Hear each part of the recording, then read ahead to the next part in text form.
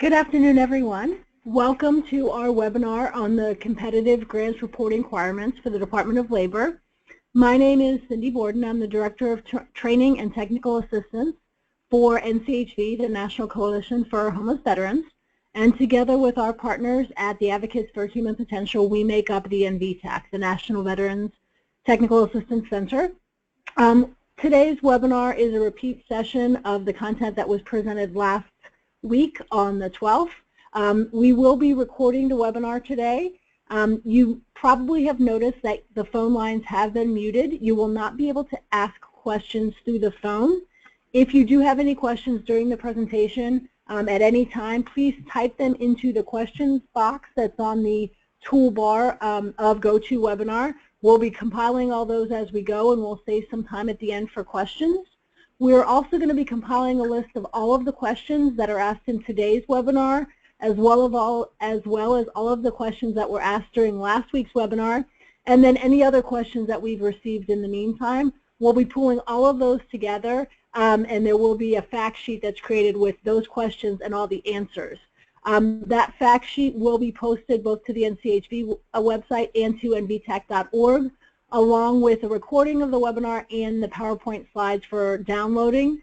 The recorded version of last week's webinar is already up on the NCHV site and will be up on NVTAC probably later today, so you can also view that one if you'd like to. I think that's all the logistical stuff that we needed to go over today. I'm pleased to say that we have Brad Sickles here today from the Department of Labor. He's our content expert guru on the reporting requirements for Department of Labor. So with that, Brad, I'm going to let you do your thing. Thank you, Cindy. I appreciate that introduction for today's session. As Cindy said, we're covering the reporting requirements for competitive grants. This applies to PY 2016 grants. New grants as well as option year grants were awarded then and moving forward. I hope you all had a chance to actually review the materials that were posted online for you and take a look at those so you can get a better feel for what to expect in the future here. This session today, as Cindy said, it's for you. It's for you to ask questions, and I expect you'll have lots of questions about the changes. What you'll see in these forms, hopefully you'll see a lot of streamlining that has taken place to make it easier both for you, the grantee, when you're preparing and submitting a report, as well as us, VETS, in terms of receiving the reports and processing the data. And we've taken out a lot of the data entry that grantees have experienced in the past. Next slide, please, Cindy.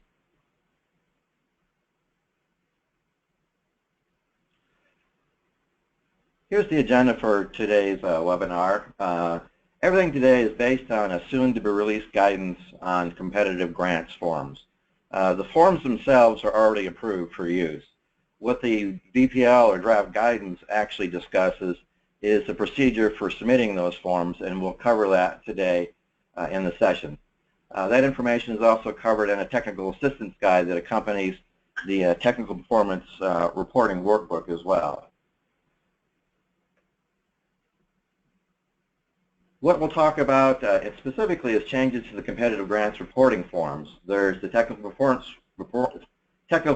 report, which is the VETS 700 and VETS 701 forms. 700 was the plan goals chart, and 701 in the past was known as the technical performance report. They've been merged together into one workbook so we can do a plan versus actual comparison on performance, quarterly as well as cumulative overall. When we get into the TPR, discussing that workbook, we'll talk about two general types of screens that you'll come across. The first one we'll talk about are the data entry screens. Those are the ones that you'll be keying in the data for participants. It's going to have a look and feel like past TPRs. There's drop-down responses for the vast majority of data elements. So on your role, it's just making sure you're selecting the correct items and the data that you're reporting is actually complete. There's nothing missing there. The largest data entry form is the participant information form that we'll cover in a lot of detail. The other types of tabs that we'll be covering are actually the summary report tabs. That's where the information that you've keyed in is actually calculated for you, does a plan versus actual comparison. So it's going to actually calculate entered employment rates, average earnings, things like that, as well as the total number of enrollments, percentage that are in training, so forth and so on. The other summary report tab is the demographics tab, and that's largely the same as what you've seen in the past. A few changes to it, but it lists the demographics and enrollments and outcomes for those specific target groups. The next form we cover is the technical performance narrative, and the TPR and the TPN now are very much aligned and integrated, so to speak. The TPR will actually give you notice in terms of a stoplight function, red, yellow, or green, on a specific indicator, and if it's a yellow or a red, it will direct you to address that data element's performance in the technical performance narrative itself. And we'll talk more about the colors and the narrative in more detail. The last one is the stand down after action report. In the past, this has been actually the last few years, stand down grants have been very much unique, very much standalone in their own sense, that they weren't connected with any sort of larger grant. In PY17 going forward, you'll see the stand down is now an allowed activity for HVRP grantees. So if you wanted to propose a stand down event as part of an outreach strategy in your application, you could do that and receive funding for it. It also allows us for continuing using the stand down or standalone stand down applications we've done in the past, but now we also have it combined with HVRP, so you can do it either way. And if you conduct a stand down event, then the stand down after action report would apply to you. That form has been greatly streamlined down to from 2.5 pages down to just 1 page. And then we'll talk about next steps and entertain any questions that you may have. This presentation on my part takes about 45 minutes roughly, allowing you about 45 minutes for questions and answers. And when you ask your questions, try and be as specific as possible, because I don't have an opportunity to kind of ask you to clarify something that may be abbreviated for whatever reason. So, next slide, please.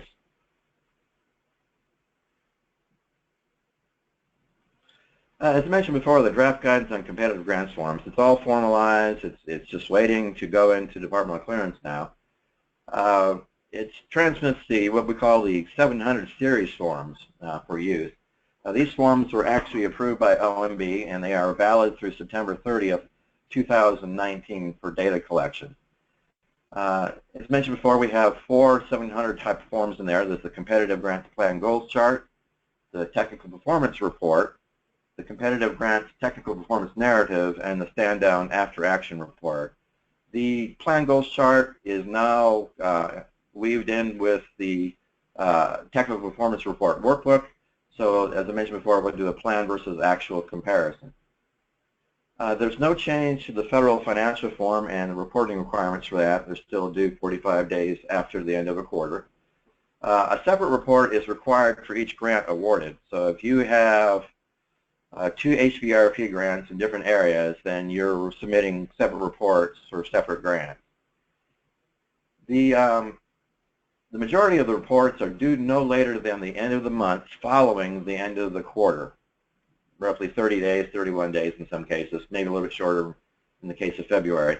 The only exception is the stand down after action report, which is due 30 days after the conclusion of the stand down event itself. For this PY16, we're looking at starting collecting using the new form data with a February 15th submission. We've extended the January 30th due date to February 15th to allow you, the grantee, to transfer data from the old form onto the new form and to fill in any sort of gaps that you see. In the past, the competitive grants reporting requirements have been issued as a guidance letter or a veterans program letter combined with a procedure for issuing caps as well as option year guidance. Caps and option year guidance will be addressed in a separate guidance letter that is currently in draft form, and we hope to get out actually finalized by the end of the month and get it out for comment before it's published. Next slide, please.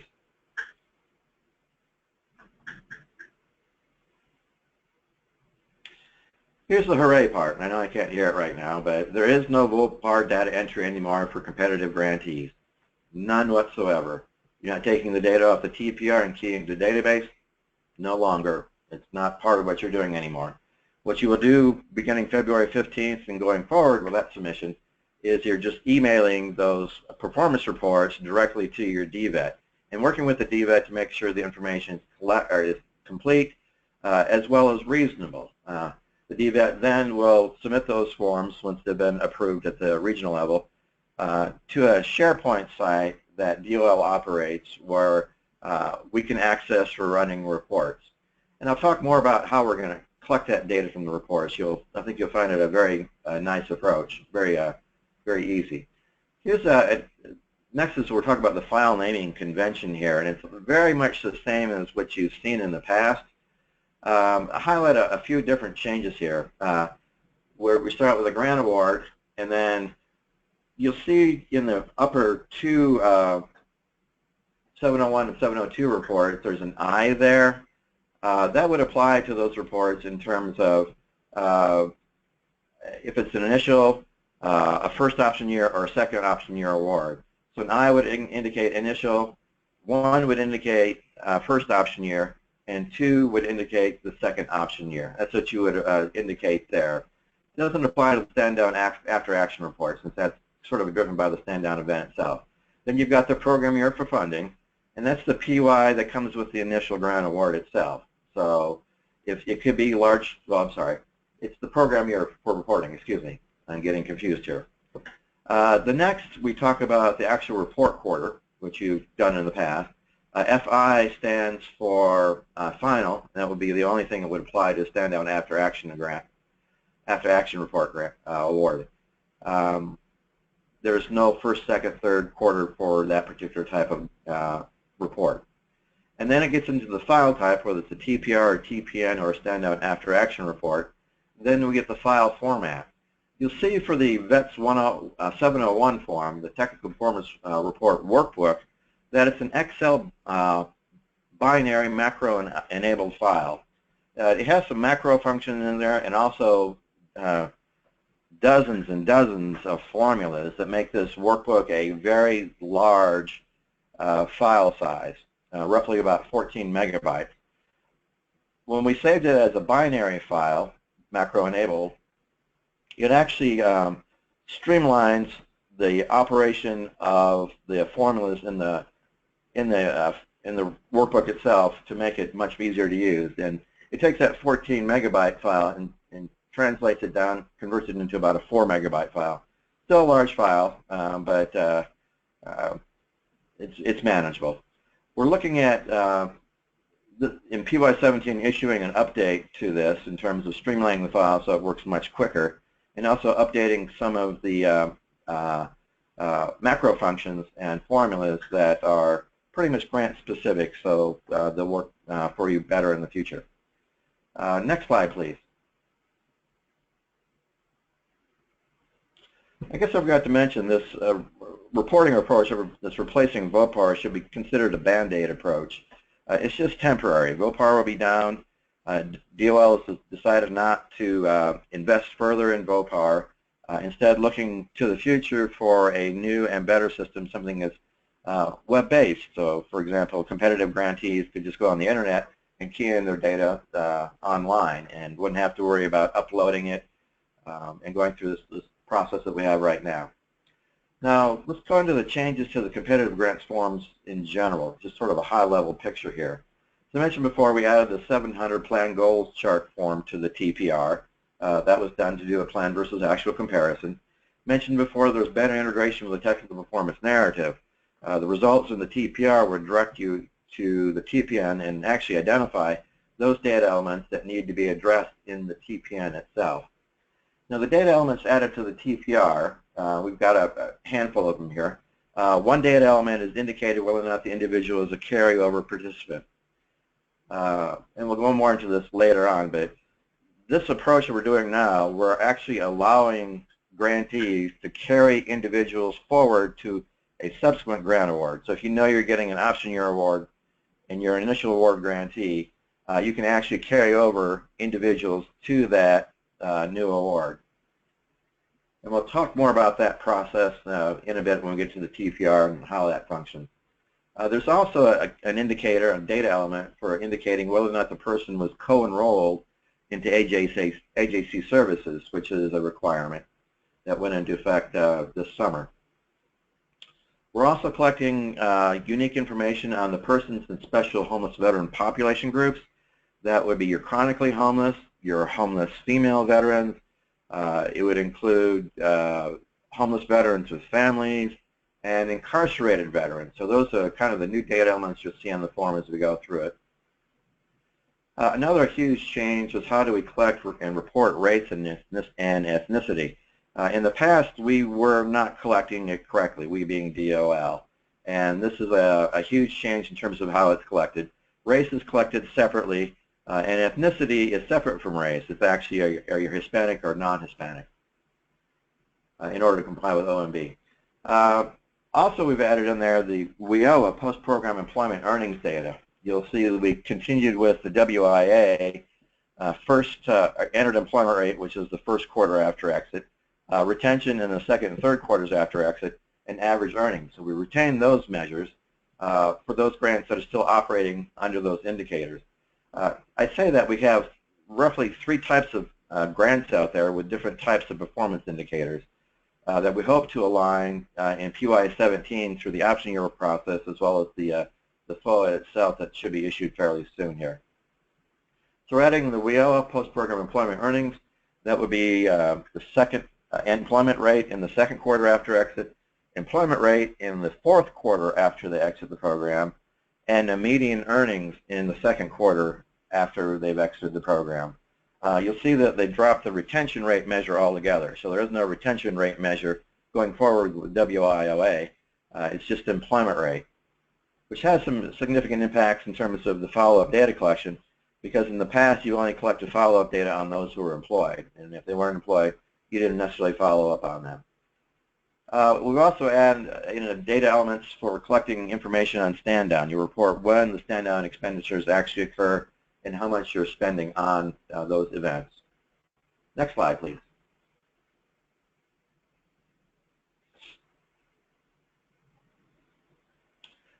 Two other data elements we added to the TPR.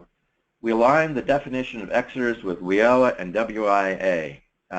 In the past, we always had the quarter of exit follow the quarter of enrollment every time.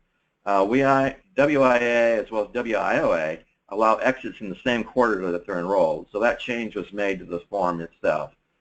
So when you're copying and pasting data from the old forms to the new forms, you have to pay attention to the exit dates, because you have it will be 1 quarter off from possibly from what you've had, from what you're reporting currently.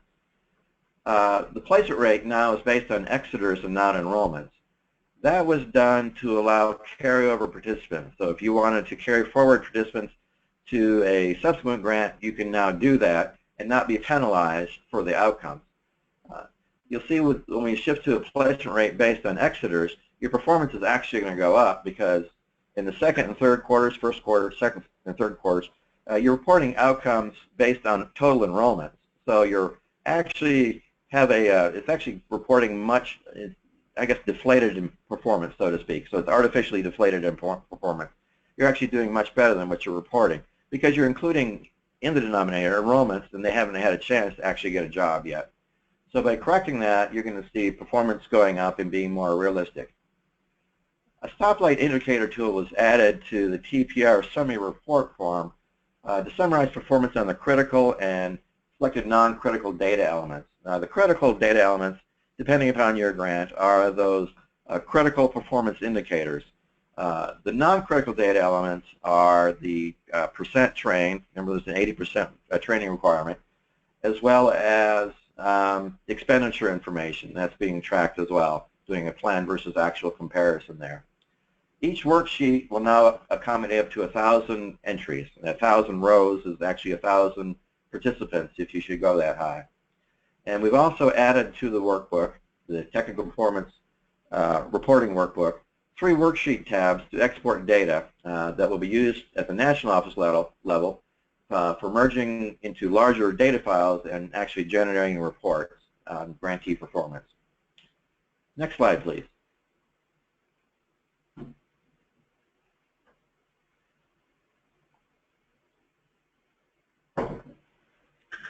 You see in the new technical performance report workbook that we still continue with some follow-up data entry in there. Now I'll explain that for you right now. In PY17 moving forward, all grantees will be required to collect follow-up information for the entire 8-quarter period. Now you won't be able to do it, let's say on an initial award you won't have follow-up because follow-up won't occur until the year after. So what we're building into your subsequent award is the requirement to continue collecting follow-up data on that initial award and reporting it. Collecting follow-up data is currently it's optional for our grantees. As I mentioned before, moving forward with PY17, we're going to make it mandatory. If you want to collect and report follow-up data to us, you're more than welcome to. But currently, it's not required for PY16 grantees. It may be required just for 1 quarter for other grantees. The TPR and the TPN will be submitted for each of the 4 participation quarters in the grant period performance and for each of the 4 follow-up tracking quarters covered by the subsequent award. If you don't get a subsequent award, then there's no requirement to collect and report that follow-up information. Next slide, please.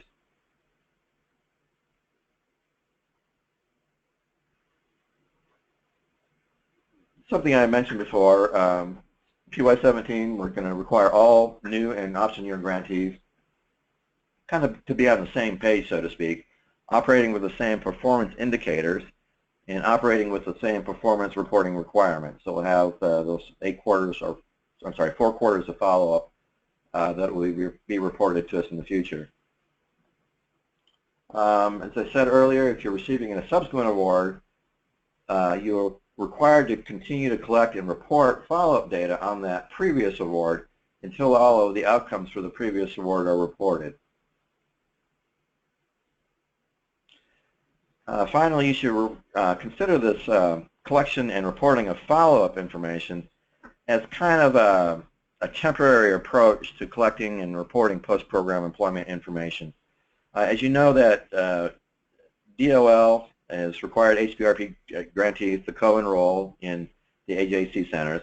Once you've done that, that information falls into ETA's, Employment Training Administration's, reporting system itself, where they're collecting wage record data, and states are actually reporting that to ETA, and we'll make it available to VETS as well. Now, in ETA's reporting requirements, there's not only a data element for collecting follow-up data, but there's also a data element there indicating, or 2 data elements indicating whether or not you're an HVRP grantee, and if that's correct, then you check that. And then if you are, you specify the grant number or grant numbers that are associated with that individual. So you can actually track performance and relate it back to your grant in the future. For the next few years, since this is the new reporting requirement on WIOA for Employment and Training Administration grantees, just lost that thought. Oh, we don't expect any data for the first 1.5 to 2 years. So this first year with the ETA's reporting, we don't expect to see any follow-up data being associated with it. And that's why we're going to this manual collection approach that we've had in the past. Just continuing it for maybe another year or so before we're comfortable with ETA's data collection and reporting of wage record information on post-program employment and earnings. Next slide, please. Next, I'd like to cover the data entry worksheets.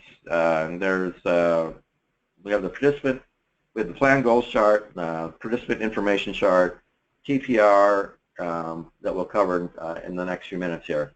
This is the changes to the VETS 700 plan goals chart.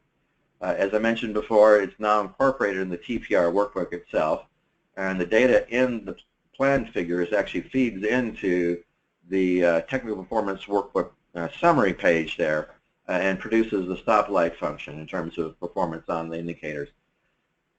as well as other data elements.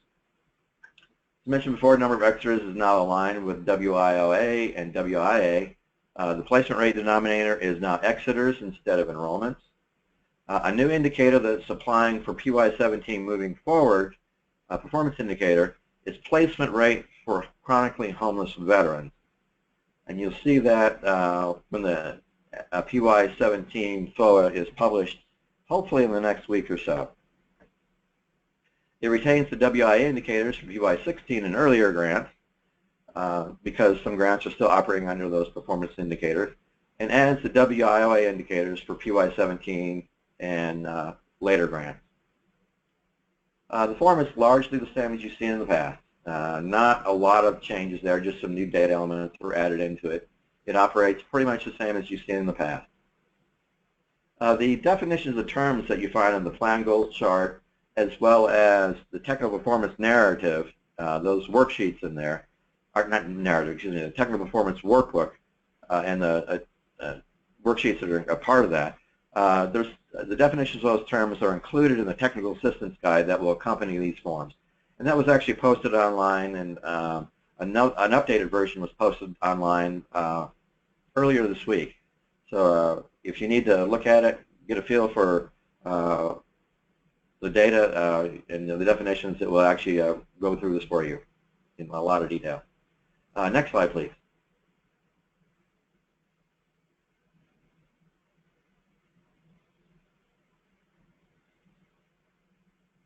This is the lower section of the plan goals form. You'll see at the very bottom there where we've added in, under the planned expenditures, we've added in stand down, something that's appeared in the past, but now it's actually live again. So if you actually plan a stand down event as part of your grant award, then that's where you would specify the actual funds that were spent,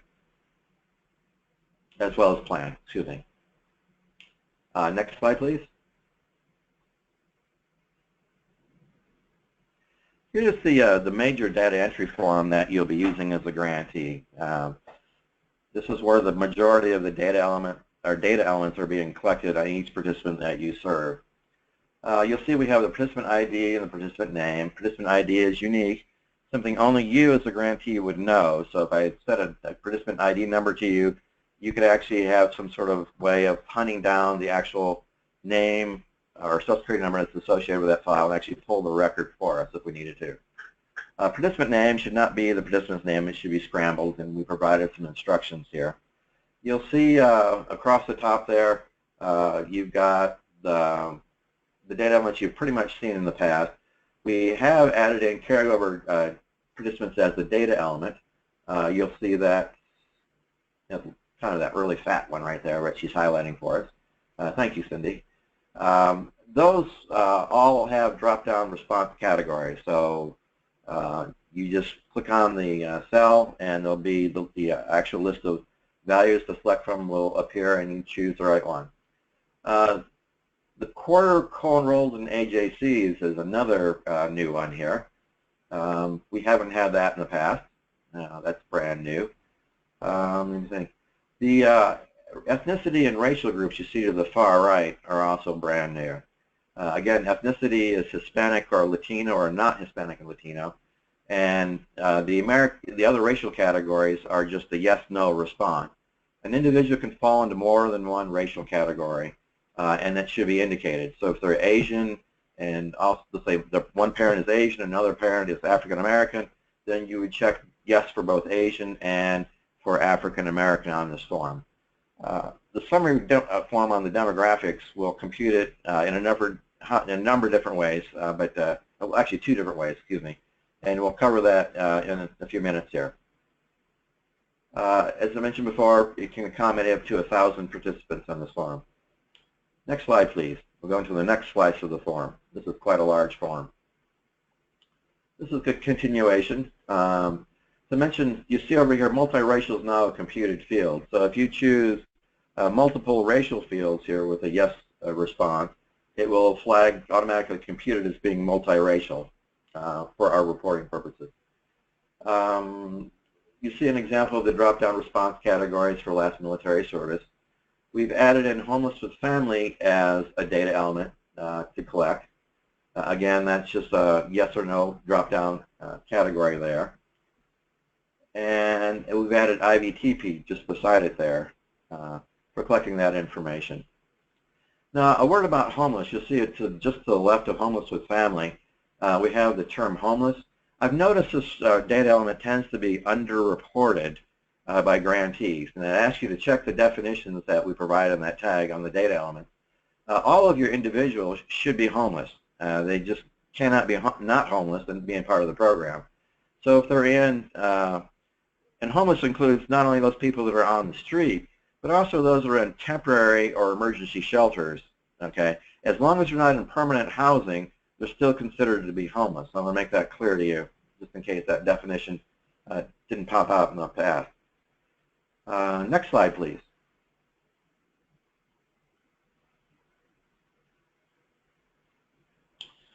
You might recall in the past when you did the TPR Summary Workbook page, you actually had to compute the unduplicated number of those receiving training services and give us a training rate.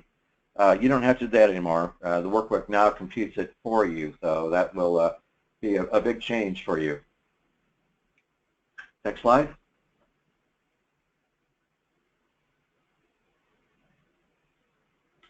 There are 4 tabs that deal with follow-up data collection. They look largely the same as what you've seen in the past, with the exception that we've added an additional quarter to the form itself. You see the gray area here was the participant ID and the participant name. Those are automatically fed into the worksheet depending upon the quarter that you select for exit.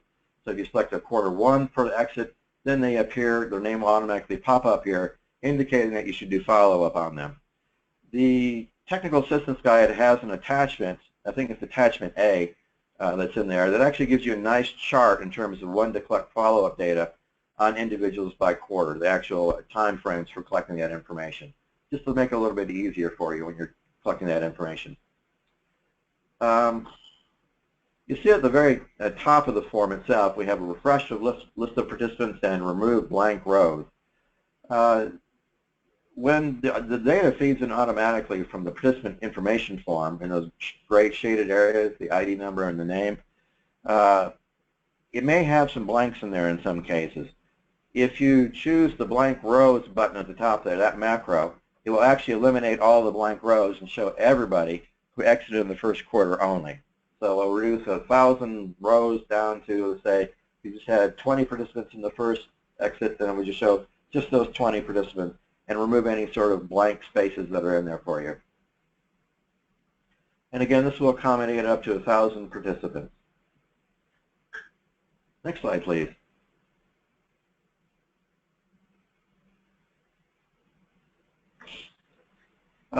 This is the second slice of that first tab on follow-up data for the first quarter. As I mentioned before, the attachment in the accompanying tag provides an easy-to-understand table on when to collect this information, as well as definitions of terms.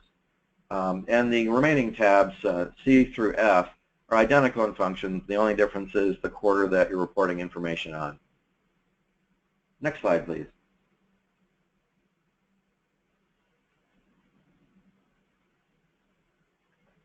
There are also a couple of data entry areas on the Technical Performance Summary Report itself. The first one's at the very top, and it's the number of assessments. Things that you've been collecting in the past and hasn't changed, it's still there. The report number of assessments planned as well as actual by quarter and overall. Then at the very bottom, we've got the actual expenditures, including stand-down expenditures that you will key into the data sheet itself. Everything else on the Technical Performance Report, Summary Report, is computed. It's automatically computed for you. Again, doing a plan versus actual comparison. You'll see this red line that has indicating where the stoplight function would appear. They don't appear in this form because there's no data associated with it. Once the data is keyed in and you selected the type of grant or the year of the grant award, it will actually populate the stoplight for you, do the proper comparison, highlighting those indicators that apply to your grant. You might recall we said we have 3 different types of grants with 3 different types of metrics. So depending upon the grant that you have and that you've indicated to us, it will actually pull up or do the actual plan versus actual comparison for those indicators that apply to your grant.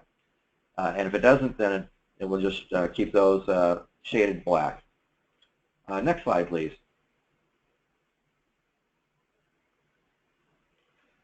This is you see a screenshot on here. It shows how the stoplights would work on the indicators. You see the first one is the number of participants enrolled, being yellow, and we'll go into the stoplights. A green actually means you've met or exceeded your goal for the grant award. A red means that your performance is less than 85% of the plan goal. And a yellow means you're kind of in that safety zone from the goal for the award to 85% of that goal. So if you're less than the goal but about 85% or above, then you kind of fall into that safety zone, as I call it, that we define as minimum acceptable performance, and that we flagged with a yellow stoplight indicator. As I mentioned before, these stoplight indicators are going to tell you when and what indicators to address in the technical performance narrative later on. Next slide, Cindy.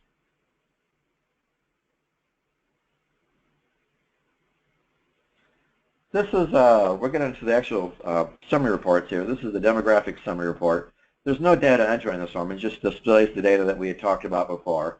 You'll see that how race and or ethnicity and race are now displayed on here.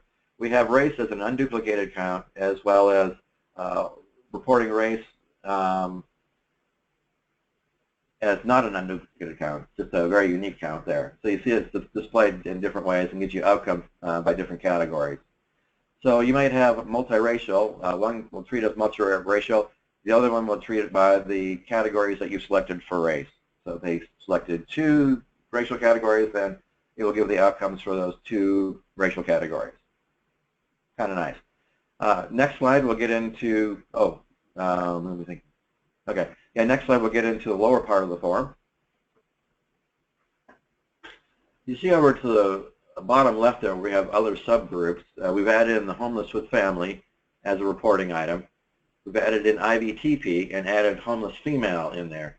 Chronically homeless has always been a data element that's been reported on, so you don't see that as being a new one. So there's 4 kind of special population groups that VETS has identified for grants are reported on this form, so you can see how their individual outcomes are, how they're panning out. Next slide, please. This is the form that has the most formulas I've ever had to put in a form itself. It has 2 primary sections. The top section is Section 1. Section 1 is you're putting in basic information. It's the grantee's name, the grant number as it appears on your grant award, the state for your grant, and also whether or not it's an option year or an initial grant award. Over to the right, we have some really key data elements here that go into how the stoplight function works. We have the period covered by the report, as well as the initial PY for the grant award itself. You have to select the 2 correct ones there. The period covered by the report tells the system in terms of when we're doing the plan versus actual, what quarter am I using, the first, second, or third quarter plan figures. So if you choose the third quarter and it's actually a second quarter report, you're going to get an incorrect comparison there. And that'd be one of the things that the DVETS will be looking for when they review your form. The initial PY for the grant award itself, and there's, let's see, 2 or 3 categories you can choose from here, actually indicates, will tell us the type of metrics actually apply to your grant award. So for some grants, the cost per place, or the placement rate may be a measure, whereas for other grants, placement rate is not a measure. So it'll actually flag and display the actual indicators of applicability grant, as well as doing the plan versus actual comparison with red and yellow and green light stoplight indicators there. Next, let me think. You got everything? Okay, you'll see on here it also summarizes the carryover participants, the number of participants co-enrolled in AJC services. It has a new denominator for exiters. I mentioned before, we're basing the placement rate on exiters instead of enrollments. Includes the placement rate for the chronically homeless and also gives us a summary on the number of participants in one or more of those special population groups we had discussed earlier. Next slide.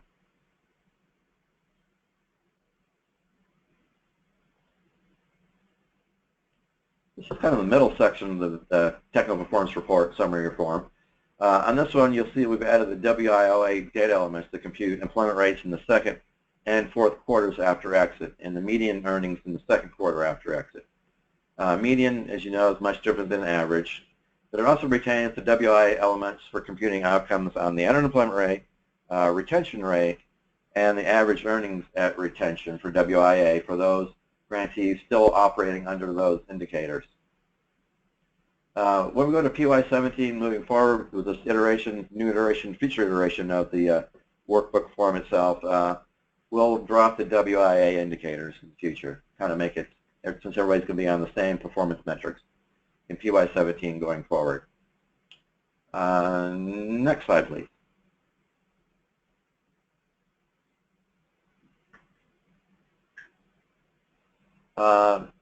Just as a reminder, at the very bottom of the form, the new data element there is the stand down.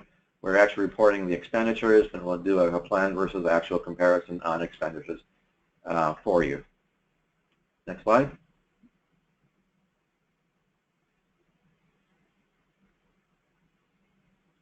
Next, we'll get into the worksheet tabs themselves. These tabs, like all of the worksheets in this form, are protected. So there's only certain areas you can key in data. The export tabs, 1 through 3, are totally protected, so you can't kind of go in there and change anything, and I really don't want you to. What these tabs do is take data from that you've keyed in there and actually summarize it on a record-by-record basis, whether it be by grant award or be by individual level data itself. Next slide.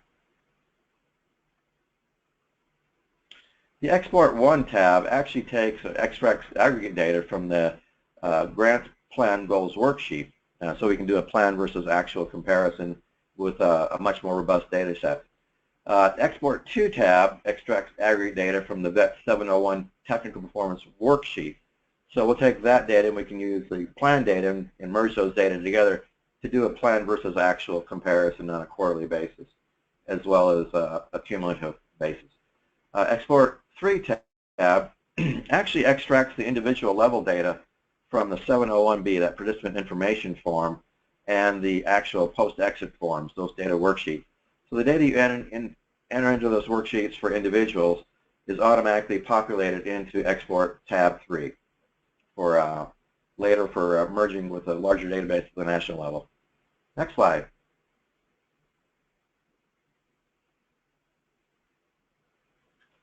Here we're talking about the process that's kind of described in a draft director's memorandum, and that would be primarily for our DVETs and regional offices to work with. But it also is how it works for the grantee in terms of submitting a report. The process is, we talked about briefly before, where basically you're submitting the completed reports, the TPR, to the DVET, as well as the TPN and SDAAR forms that go to the DVET. You're submitting it by email to the DVET.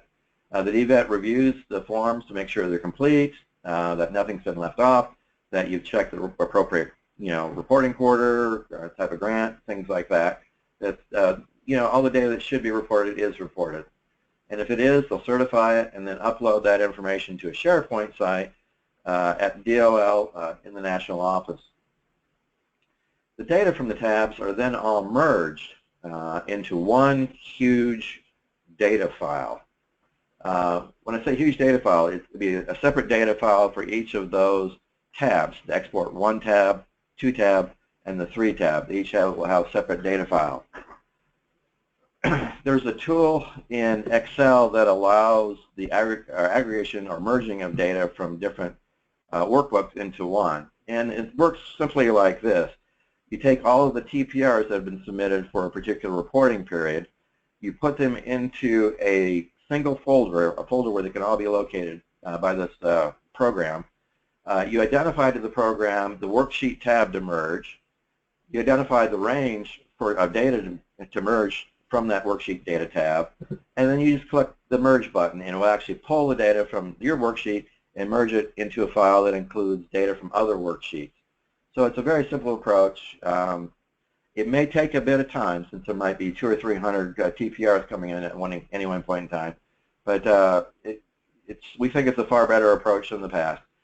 Using this means there's no data entry on the part of you, the grantee, or DVETS in this case. The data is automatically there. So as long as the DVETS certifies it, you've said the information is correct, the data goes into a report for generating performance summaries in different ways.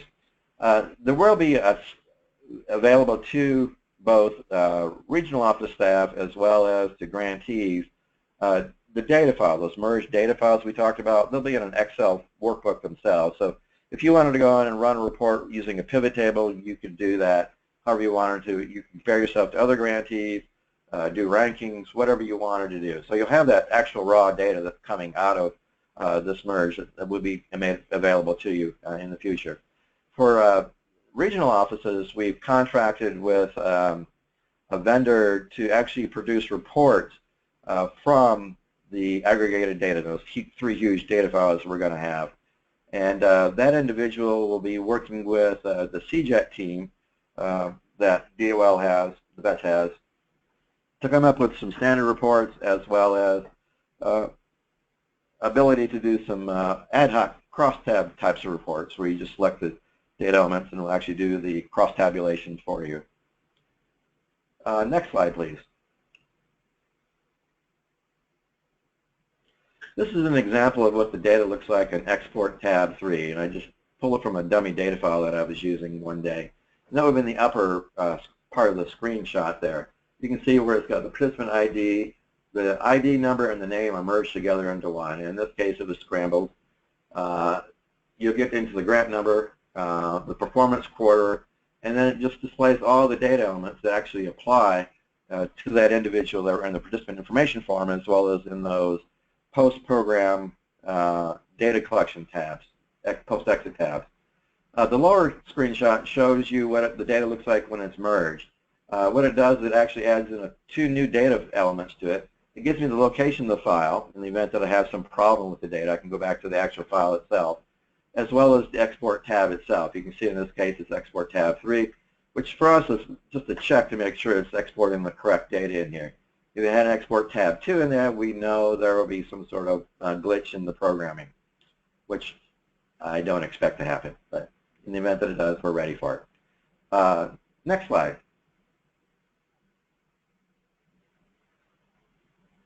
Next, we'll talk about the Technical Performance Narrative Summary Report.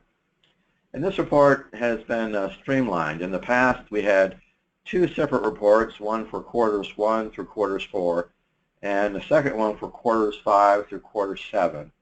Now it's just one. It's going to be for the entire period of performance for your report.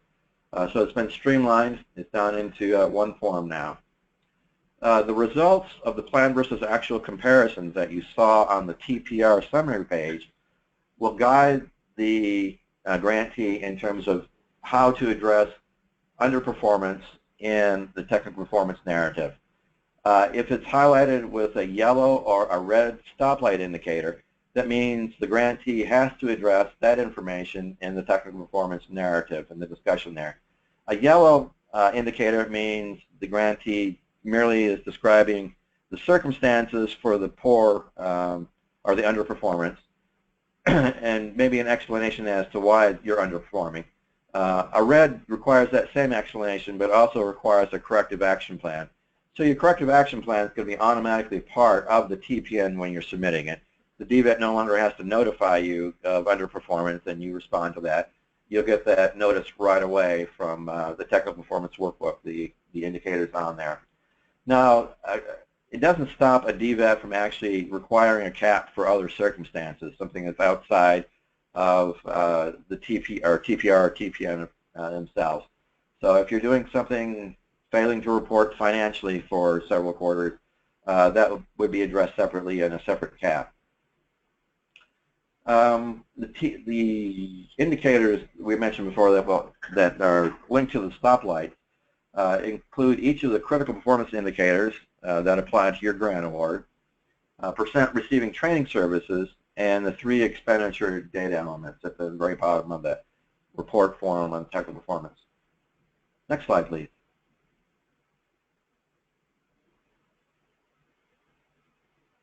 So I mentioned before, this is kind of redundant, I know, but red stoplight requires an analysis of underperformance, and the cap is developed, whereas the yellow stoplight just requires you to provide analysis of the underperformance only.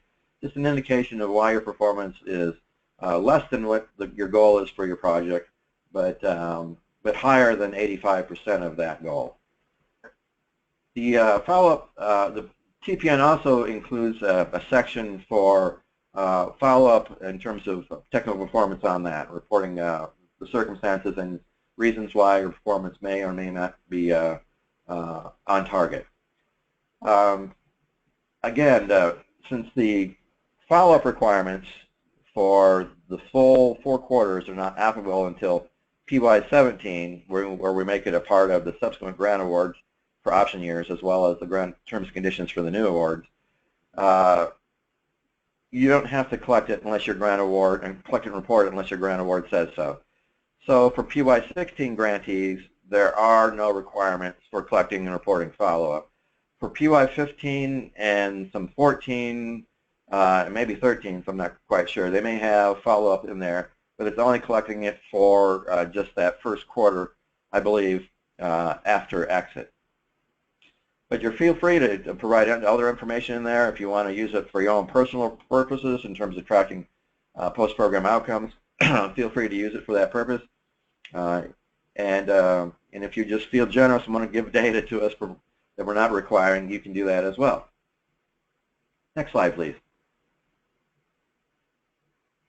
Next, we'll talk about the stand down after action summary report, and this is a report that's been trimmed down considerably.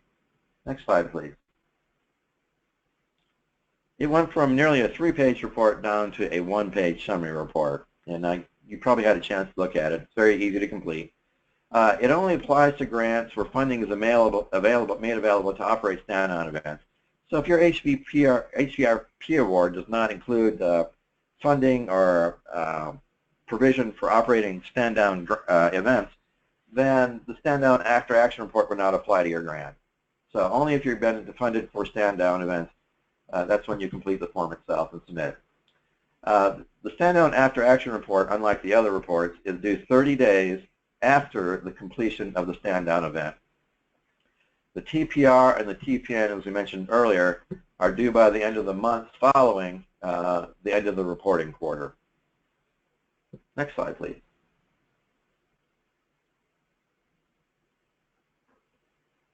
These are the next steps.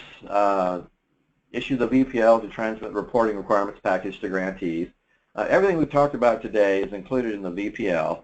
The majority of the information, detailed information we discussed, will be found in that technical assistance guide that accompanies the technical performance workbook itself. So pay attention to that in terms of instructions in there. The VPL also talks about naming conventions we talked about today, as well as submitting the reports by email to your DVET or GOTR.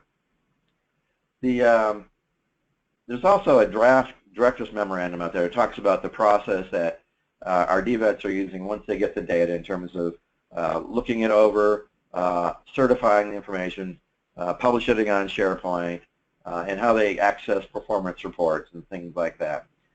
As a reminder, the first set of reports is due February 15th. Some DVETs actually require getting the information beforehand. Hopefully your DVET is working with you to get that information in the forms in a very easy manner. As mentioned before, DOL VETS is contracting out to have an individual actually develop some standardized reports for use by VETS as well as by grantees once we kind of work out if there are pivot tables in the future. We'll actually include those with the actual public use data file that will be made available to everybody. The draft option year award guidance for PY 2017 is in draft form right now, and we hope to finalize it by the end of the month.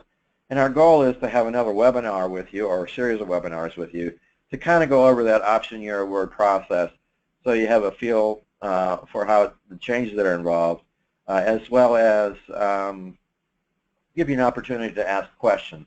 There will be some significant changes that are being proposed for the option year award process, really to greatly streamline the process so we can get our awards out, and ideally we want to give them out by the option year awards notifications out by the end of April. So you know well in advance whether or not you have an option year award so you can plan for carryover participants to the subsequent award if you need to. We'll also be updating the codes from the TPR and reissuing the grants in 2017, basically customizing the formulas for the stoplight functions.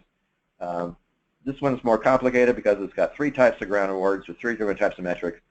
The future will customize the stoplight functions to focus on just one set of metrics for everybody to use. And next, I believe, is questions, and typing them in there. Great. Thank you so much, Brad. We do have some questions that have already come in, and if you have other questions, please keep submitting them. We'll get to as many as we can. If not all of them, we will do the fact sheet that I mentioned earlier. The first question, Brad, that we had was a question about redoing quarter 6 from last year's grants. Am I correct in that these forms only apply to PY16 grants or PY16 option years? Yes, it's only PY6. Anybody who is funded with a grant, a new grant in PY16 or an option year award in 16, it applies to them. It doesn't apply to anybody else. Great. We also had a couple of questions about the exiting of clients. And can you just go through that one more time about how that's changed from the previous convention? Yes, I forgot to mention that when it's on the participant information page, that data entry page there. You might recall where you're clicking on data elements to show the quarter of enrollment, and there's also one for the quarter of exit. If you're carrying someone forward, you leave that quarter of exit blank. So for your 4th quarter report submission, if there's no exit date or no exit checked for an individual, it's assumed that person is going to be carried over to the next grant award, and we expect to see that record in there as well.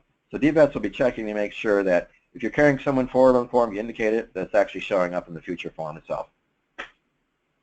And sort of following up to that, so that means that quarter 2 exits would now go under quarter 1, is that correct?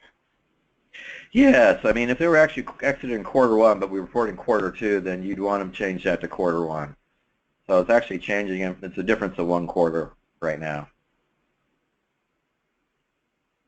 Great. Let's see. You just talked about the carryover enrollment, so that one was answered. Let's see. And we just talked about the quarter 1 versus quarter 5. We have a question from a DVET, which is about the analysis tools that are available to them through VOPAR for quarterly and cumulative views. Will those reports be available through part of the contracting arrangement you discussed, or how will they be able to get some of those functions that they've had in the past? Well, they still have the VOPAR functions for PY15 grants going backwards. It's just for PY16 going forward, it's going to be under this new reporting approach. So, great. As I mentioned before, we work in the CJET team where we have representatives from each of the regional offices that will be instrumental in terms of deciding and what types of forms or reports to create for DVETS to use. Thank you, Brad. And then we had a question about following up on that change in the exiter pattern. So this would mean that folks would have to go back into their Q1 reports and change the exiters there to follow the new standard, correct? Oh, it's just going as the actual participant information form. That's where you would check it. So that's the only place you're correcting. You're correcting it for the individuals already in your report form itself on that participant information tab. So that's where you're changing it in that tab. So if it's a 2, okay, then you change it to a 1. And Brad, folks will have to copy their data from their Q1 reports into the new forms in order for the calculations to work correctly, right? Correct. You can copy on a column-by-column basis. You can't do like a mass copy and paste. It just won't work because there's new data elements that are added in there. But you can copy and paste. Let's say data elements that are existing in the current form versus the new form, their coding is identical, so it shouldn't be an issue for you in terms of cutting and pasting. But I'd still be very careful in terms of double checking it. Great, thank you. We also had a question regarding the follow-up data. The question is if HVRP grantees are required now to collect and do follow-up. No, per the grant officer's decision, and you should have received a memo on it and some discussion on it several months, not several months, maybe 3 or 4 months ago, we talked about it. Right now, there's only 1 quarter of follow-up that can be legally required for you to report, and that is that 5th quarter, the 1st quarter after exit, that 5th quarter. That's all you can report right now. You can report other quarters if you want to, but there's no requirement at this point in time. There will be in the future as we move for PY17 going forward through the option year award process as well as initial awards. We're going to put everybody on the requirement that they collect follow-up data on previous awards. Great, thank you for that clarification. Let's see. We also had a question about will the indicator, the stoplights, be flagged if folks exceed their goals by the 15% or more, so if they're at 115% of enrollments or placements or whatever it might be. Yeah, I like that question. I thought it was kind of, coming from a different program and coming to VETS where you're penalized for overperforming, it seemed a little bit unusual to me. No, we're not penalizing for overperformance. And I hear the silent cheers on that answer as well, Brad, just like you did earlier with the VOPAR going away. We did have a question about some definitions, and you explained earlier that the definitions can be found in the tag, correct? That's correct. It's attachment B in the tag. Oh, and the tag also includes like a data entry form if you wanted to capture data and report it yourselves. Kind of a worksheet you can use for collecting information. Thank you very much. We do have a question that's a co-enrollment question about how enrollment at the AJC works. So I will reach out to the person who asked that directly. There is another fact sheet coming on enrollment from what I understand. So we'll hold that question for that. There was a question about the stand down after action report and whether the 30 days after the event is a change and wasn't that 45 days in the past. I'm not sure what it's been in the past. I think maybe it's, I don't know what it's been in the past. That's a good question. I was told it's going to be 30 days. It's 30 days after the stand down event. The reason I say I don't know in the past, I'm relatively new here. I'm just in my 2nd year working for DOL VETS. But I will definitely look into it. I think, if I'm not mistaken, Brad, I think the 45 days was for the financial reporting and not the. But correct. I might be. Yeah, the 45 days applies to the financial reporting. I don't think it's ever applied to the stand down report, but. Yeah, so that could be the confusion that you will still have 45 days to do the financial reporting for stand downs if correct. It's separate from your HVRP grant. Exactly. There was a question that says that the tag states that performance of 120% is considered a failure. And I'm not sure if that's the most recent tag that you just re-uploaded this week, Brad. So perhaps we can check on that. 120% is on the cost per placement indicator. So okay. If they've exceeded, that would be considered failure for them. And everybody else is 85%. That's just for the cost per placement one, correct? That's correct. And it doesn't apply to all grantees from what I recall. The cost per placement indicators actually dropped in PY17 going forward. Okay. And that is the indicator that's sort of the opposite. If you're going over, it means it's costing more, whereas that's exactly. The one indicator that you want to be under 100%. Yeah, it's kind of confusing. Everything else is 85%. There's a question for the FFR reporting. It used to be done through a link on VOPAR. What website link should be used for financial reporting, or is that also going to be sent in manually? Oh, there's a link on VOPAR. You can still use the link on VOPAR if you want. It goes to the grantee reporting system. That's all it does. But we can send you So another link if you like. Okay, so we can make it that link available separately so folks, my Yes. sense is that probably folks just clicked on it in Vopar and didn't really know where it went. So maybe we can make sure that that link is available as well. Absolutely.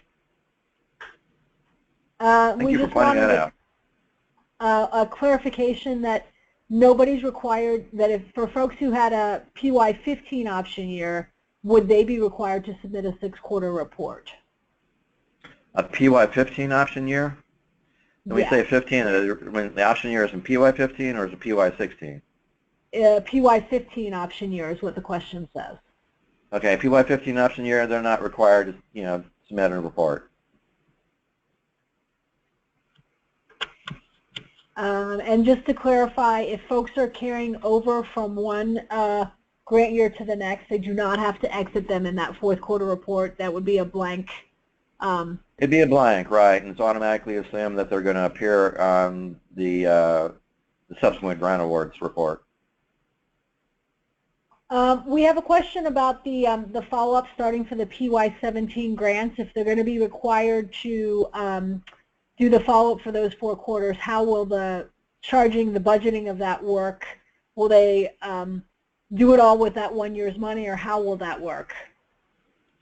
Well, the money will come from the subsequent grant award, and you should indicate in there, when you're doing the budget, there's going to be some flexibility in terms of, because of the changes, we're putting everybody on the same set of metrics and other changes that are coming out, that you're giving some flexibility in terms of how much you can actually propose for an option year award.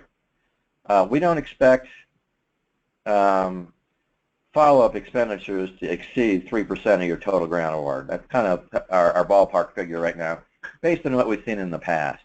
It's generally a very small amount of money that's been set aside for follow-up. So, for example, Brad, if someone was got an option year in PY17, part of their budget in their option year would include the follow-up, the 4 quarters of follow-up for the PY16 participants? Correct. And so in that case, they would be following them up for the 4 quarters. They wouldn't have to just finish everything in Q5 because the money would be coming out of the New Year's budget. Correct. Great, thank you. There was just a question about the retention changing from 270 days, the way it was for previous grantees before 2016, to 365 to the full year, and that's just a programmatic change that's coming? That's correct. I mean, the going from 3 to 4 quarters of follow-up is based on the change in the long-term measures. We now have a 4th quarter employment rate, which is why it extended out another quarter. And that 4th quarter employment rate came out of the WIOA Workforce Investment Opportunities Act? Correct. 4th quarter after exit. Correct. You're looking at the employment status 1 full year after an individual leaves the program. Next question, what is the due date for the FFR this quarter? Is that going to change as well? No, it's still, FFR is still 45 days after the end of the quarter. Okay. Let's see. For carryovers, none should be marked for this year because at the end of PY15, everyone had to be exited. There shouldn't have been any carryovers from that grant, but they would be able to carry them from 16 into 17. Correct? That is correct. Okay. You're on a roll, Cindy. I'm trying. I'm learning things in these webinars, Brad. The second time around, I'm getting some of the answers. So the question is around when we exit, and the question is, do we exit them in the placement quarter or still wait till 90 days after exit? And that would be you exit them in the placement quarter, correct? Yeah. Keep in mind the exit date is the last date of service for the individual. So while you're waiting 90 days to ensure they don't receive an additional service there, that exit date is always going to be the last day of service. So it's never supposed to be reported in the following quarter. Should not have been, excuse me. That's why we're changing how and aligning it with WIA and WIOA. Great, thank you. Let's see. We had another question about Q6 report. Do folks have to do 6-quarter reports? I'm presuming that would be from a 2015 grants that would make it. This would make this Q6. Well, if it's in your grant award, then you have to, report that data. Yes, but you wouldn't have to put it into this new form. Not under the new form. Okay, so they would have to do the report, but they could use the old forms, the old format for VOPAR, not the new forms. Yes, correct. Let's see. I think this question has been, a couple of these questions came in since we've answered them again, so I think we might be, here's a question. Every grantee has different plan goals. How will their specific goals be calculated individually? Is that built into the worksheet itself? Yeah, your plan goals are on that plan goal spreadsheet, that chart, the very first one we talked about. That's where you key them in. You're keying in quarterly targets as well as a target overall for your grant award for each of the indicators that apply to your grant. Great. Next question, how do we report retention services for veterans that have been exited and are not being rolled over into the new grant year? How do you report retention services? How did you report them in the past? I don't know. I mean, you're talking about post-exit services. You can still provide those services. The technical assistance guide makes it clear you can provide follow-up or supportive services for follow-up, which would be retention. In terms of reporting it, I guess it's just reported in the expenditures. It's the only place it would occur. Okay, thanks, Brad.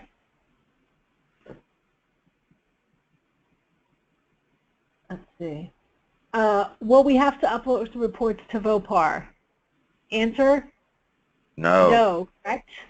Correct. And that the questions from DVETS and ADVETS, they will also, once they check these forms, they will be emailing these forms to national office, to the regional office, I presume? Correct. The regional office, and the regional office reviews them, certifies them, then uploads them into SharePoint for the national office. Let's see. If a grantee makes an error on a previous quarter, how will they make the change? Will they just, well, how will they make the change? Each quarter's report is overriding the previous quarter, so there's no need to actually go back in and unlock a previous quarter. We're not locking down data anymore.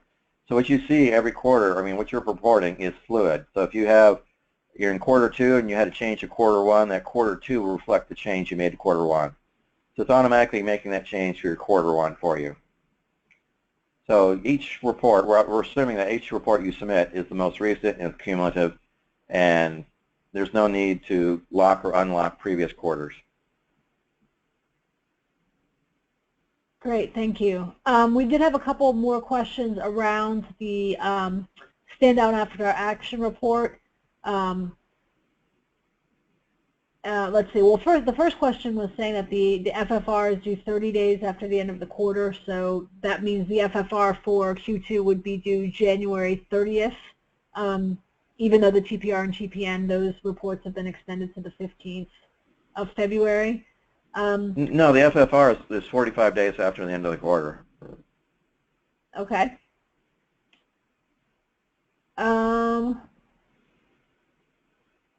There is a question about the stand down. The Federal Register states that FY 2017 stand down reports are due no later than 30 days after the end of the quarter the stand down was held. So does that mean that these are not, it's 30 days after the end of the quarter, or 30 days after the event itself? 30 days after the event itself. That's what the new conditions will say. Okay, so that will be in the new, that's new, those are new definitions, okay? Correct. There's a question about who's going to be providing the new plan goals. The plan goals will be the goals that were proposed in their either original grant or option year, correct? Yes, proposed and approved, right. Do these forms have any impact or change the CAP process? To the CAP process, I'm not sure the forms will change. Well, this is a DVEP call or question, isn't it? Yes, it is. I would hang on for a couple of weeks till we start talking about the option year award process and CAP process, and we'll cover it in a couple of weeks in more detail. Okay, so we'll put hang a on hold for on that one. Yeah. Are participants that are being carried over required to be rescreened for eligibility? No. No. Excellent. There's a couple other questions specific to enrollment about the AJCs that are more connected to enrollment. So I'll handle those separately offline than this call. Okay.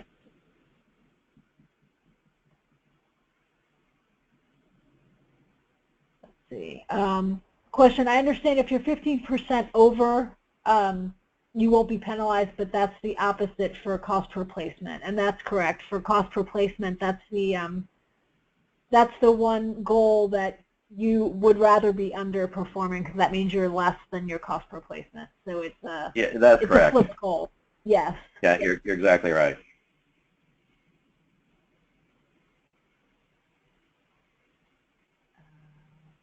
Would an 85% result, 85% of goal, would that result in you being flagged as yellow or as red? You'd be flagged as yellow. Anything less than 85% would be flagged as red. Okay.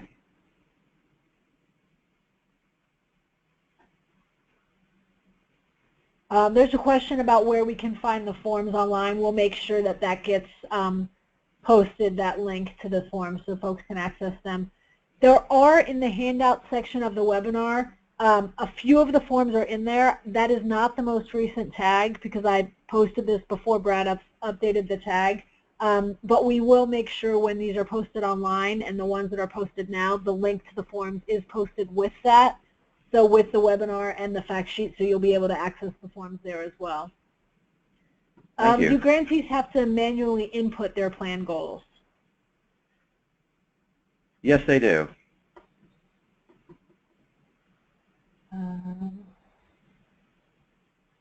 When requesting option year funds, how will we distinguish the difference between the program year versus the 4 quarters of follow-up that are going to be required to report?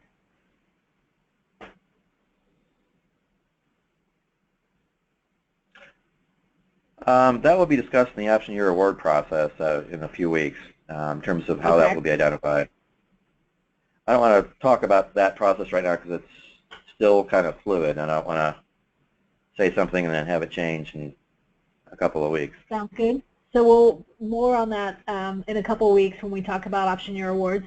On the VETS 700, can you clarify the applicant name and the name of the project? I guess those fields, where they're coming, how those are defined. Oh, you're talking about on the, yeah, on the, I think it's on the plan goal chart, it has the applicant's name on there. And the TPR, it has, I think it uses just the grantee's name and the grantee's number, I believe.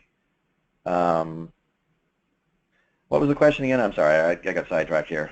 It just said, please clarify what those are, applicant name and name of project. Perhaps how they're different.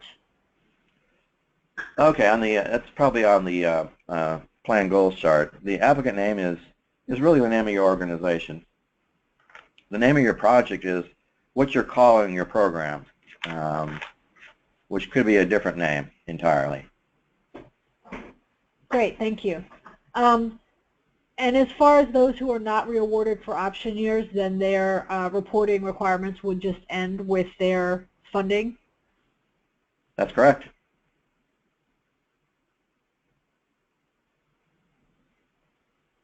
Let's see, we had a question about the definition of chronically homeless and it not being in the tag, so maybe we'll follow up on that and make sure all those definitions get in there. Yeah, it is in the tag now. That was one of the reasons I updated it. It's in the section attachment B. So it's in the most recent version, which is probably not the one that's in the handout section of the webinar, but it will be up. We'll make sure that it's linked. Right. To. If you have that link to the OneDrive on the internet, you can access the most current form there. Great.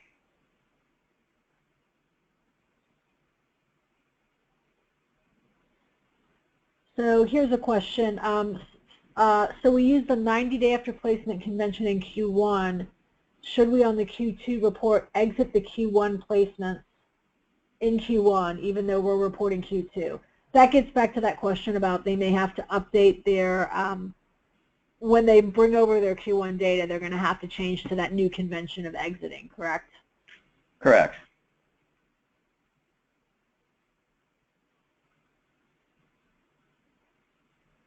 Clarification about the 6-quarter reporting.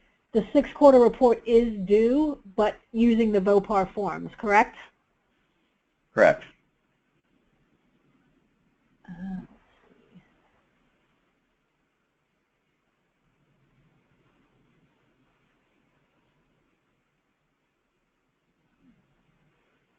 There's a question about what code is provided to the AJCs for co-enrollment. That's your grant number. Your HVRP grant number is your code. Yeah, the 5-digit number. That's correct. The question about the new fields and the plan goals charts for female veterans incarcerated, et cetera, for folks this year, they don't have to worry about those categories. That's in place for the new grants for and the option years for PY 17, correct? That is correct. I'm learning some stuff from you, Brad. See, I can answer some of Hey, these you're doing questions. good. Did the due date for the FFR change? We've always reported it on the 30th with the TPR and TPN. The FFR is 45 days after, so it'll be due at the same time as the TPR and TPN and SD. TPR and TPN. So the question is, if it's a carryover but the veterans housing has stabilized between initial enrollment, it doesn't matter because we don't have to rescreen for eligibility, so they would still be part of the program in the next year if they were carried over? Correct. As a carryover, it's just considered to be a continuous enrollment. So there's really no break in service where you have to rescreen them. Just some logistical questions about getting a copy of the presentation. The webinar is recorded and it will be posted soon. Give us a couple days. Sometimes it takes a while. They're big files to download and then upload. So we will have it posted and we'll also have the PowerPoints. The PowerPoint slides are already available because the slides are the same as last week's. So if you want to know that link, you can just email me directly, cborden@nchb.org, and I'll make sure you get that link. Question about success stories and how those should be submitted now. They can be submitted in the TPN.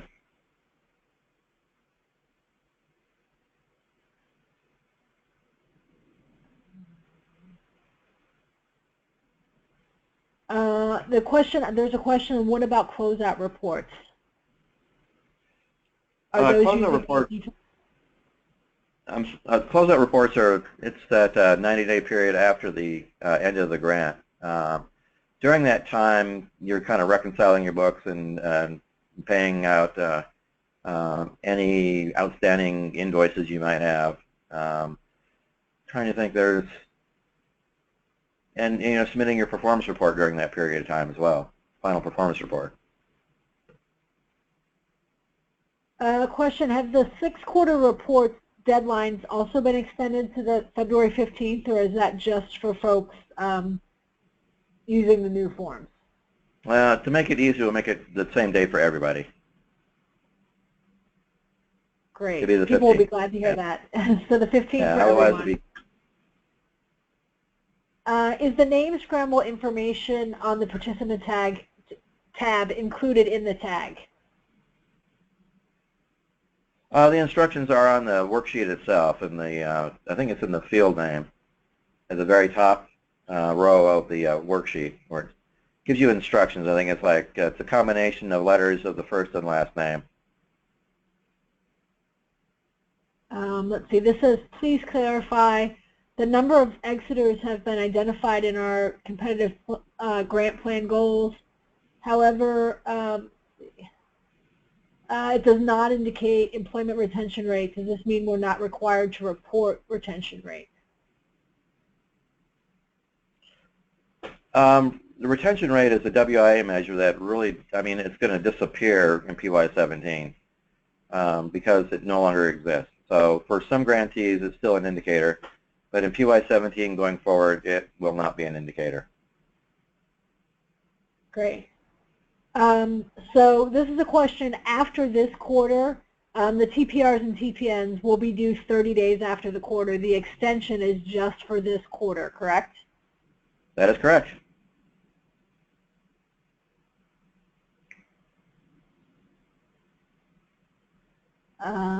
And so folks who are using the old TPR for a 6-quarter report, they would still be using VOPAR for that. Correct. Correct. Okay, I think we got through all of the questions, Brad. That's I think we got through them all. Hopefully I didn't miss any. And it's 3:26, so we did that 4 minutes ahead of our planned time. So maybe we should give ourselves some kind of congratulations for that. Is there anything else you'd like to say before we sort of wrap up for today? Just that I'm preparing a Q&A summary that you're doing as well, that I'll be preparing one next week, and it will be distributed to the DVETs as well as made available to you, Cindy, if you want to make it available to the grantees. Great, thank you, Brad. So yes, as Brad said, he's going to be doing that. Go ahead, I'm sorry. I was also going to say that if you have any questions, you can route them through Cindy at NCHB. Yeah, if you have any questions at all, please make sure you can send them to me, and I'll make sure they get to Brad and they get included in the fact sheet. The webinar, the recorded version of the webinar should be posted on our website, nmbtac.org, in the next couple of days. If you want to watch the last week's webinar, you're welcome to do that. That is already posted online, and the PowerPoint slides are there as well. Again, if you have any questions, please feel free to shoot me an email, cborden, that's cborden @nchb.org, and I'll make sure your questions get passed on to Brad and they get included in the fact sheet. All of the questions that were asked today, we are compiling those, and those questions and the answers will be included in the fact sheet, so you'll have a chance to look at those again, and you'll be able to rewatch the webinar if you'd like to do that as well.